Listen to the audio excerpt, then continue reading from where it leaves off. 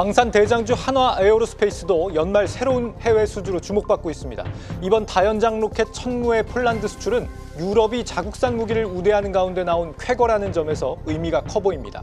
현지 기업과 합작하는 형태의 신규 수주가 앞으로 유럽 내에서 활발해질 전망입니다. 산업부 배창학 기자 나와 있습니다. 배 기자, 천무 계약이 폴란드에서만 이번이 세 번째라는 거죠? 이전과 좀 달라진 점이 있는 거예요? 결론부터 말씀드리면 판매 구성이 바뀌었습니다. 뒤이어서 이제 설명을 자세히 드릴 텐데 1, 2차는 발사체 같은 플랫폼이었고요. 이번에 계약이 체결된 3차의 경우는 유도탄, 소모품이라고 볼 수 있겠습니다. 네. 잘 아시는 것처럼 한화 에어로스페이스는 지난 2022년 그리고 2024년에 이어서 어제였죠. 폴란드와 다연장 로켓 천무 수출 계약을 맺었습니다. 천무는 조선시대 신기전의 현대식 무기라고 볼 수 있는데요.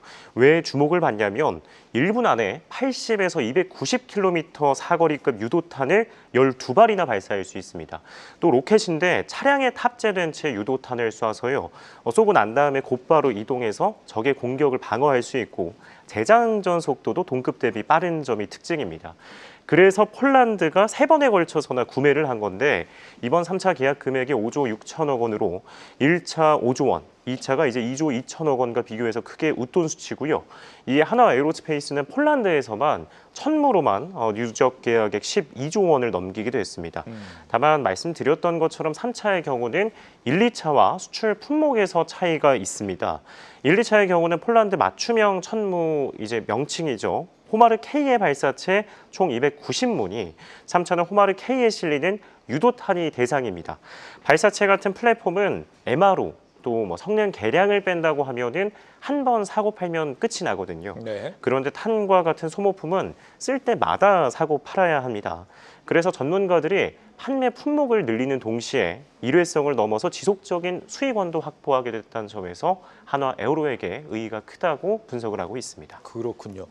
유럽의 이 자국 기업 우선 정책, 우리가 유럽 방산 블록화라고도 표현을 하는데 예. 이런 상황을 어떻게 우리 기업이 뚫어낸 거예요? 일단 부아디스와프 코시니아 카미슈이 폴란드 부총리 겸 국방부 장관이 최근에 발언했던 곳에 힌트가 있다고 볼 수 있겠습니다. 네. 폴란드 국방장관은 계약을 앞두고서요 자신의 X죠, 이 SNS를 통해서 호마르 K와 관련해서 이제 좋은 소식이 들릴 것이다. 그러면서 현지에 호마르 K용 유도탄 생산 공장이 지어질 것이라고 밝혔습니다. 이는 기술 이전과 같은 절충 교역 효과와 더불어서 일자리 창출 등의 경제적 효과까지 노릴 수 있다며 장관까지 이제 힘을 실어선 모습이라고 볼 수 있는데요. 실제로 이번 계약은요 한화 에어로와 폴란드 최대 방산 그룹입니다. WB가 설립한 합작 법인이죠. HWB 풀어서는 한화 WB 어드밴스드 시스템이라고 하는데 컨소시엄 형태로 이행이 되고요. 이 러우 전쟁 이후에 폴란드도 탄과 탄약의 안정적인 공급망 구축에 사활을 걸었습니다. 러우 전쟁 당시 이제 탄약과 탄이 부족해지는 현상이 심화됐기 때문인데요. 그래서 한화 에어로 쪽에 우리 현지에 군수 공장을 같이 지으면 좋을 것 같다라고 제안을 했고 30여 년 만에 무려 신설하기로 결정이 됐습니다. 오는 2029년에 준공될 이 공장에서는요. 우선은 폴란드군이 사용할 호마르 K의 사거리 80km급 유도탄이 양산이 되고요. 앞으로는 호마르 K의 80km를 넘어선 290km 탄도미사일, 그리고 여러 로켓이나 미사일 총알과 또 발사체에 들어가는 부품들도 만들 예정입니다. 이를 글로벌 생산을 통해서 이제 유럽 내에 있는 시장들을 같이 공략하겠다는 구상으로 보여지고요. 그리고 한화에어로가 또 K9 자주포와 K10 탄약 장갑차를 수출했던 루마니아에도 공장을 이제 착공하려고 나서고 있습니다. 독일과 경쟁 중인 5조 원 규모의 현지 장갑차 도입 사업을 두고 경쟁을 하고 있는데 이 역시 현지화 전략을 펼칠 수 있다는 점을 각 국가에 조금씩 이제 주목을 할 수 있도록 이야기를 하는 것으로 풀이되고 있습니다. 네. 폴란드에서 아주 큰 연말 선물을 받게 된 셈인데 예. 다음으로 좀 기대해 볼 만한 지역이 또 있을까요? 예, 앞서 말씀드렸던 지역이 이제 폴란드와 루마니아인데 인근 국가들의 관심이 좀 큰 상황입니다. 네. 가장 눈여겨볼 곳이 노르웨이인데요. 현재 노르웨이는 2조 원대 규모의 천무와 같은 다연장 로켓 도입 사업을 추진하고 있습니다.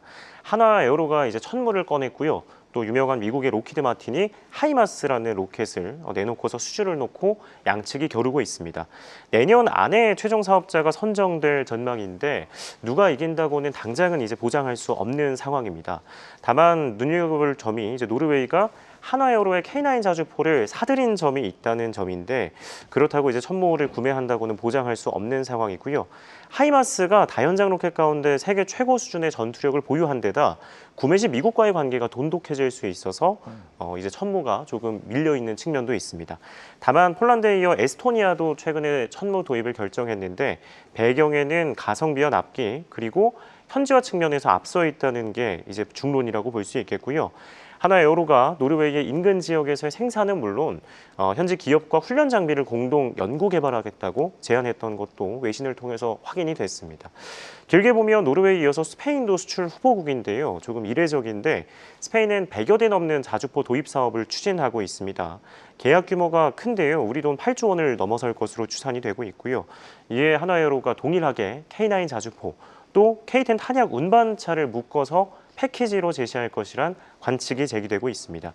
이런 수주의 성사가 될 경우에는 K방사는 북유럽에 이어서 처음으로 스페인 시장도 진출하게 되는 역사를 쓰게 될 것으로 기대되고 있습니다. 네, 한화 에어로스페이스의 천무 수주 성과를 짚어봤습니다. 배창학 기자였습니다.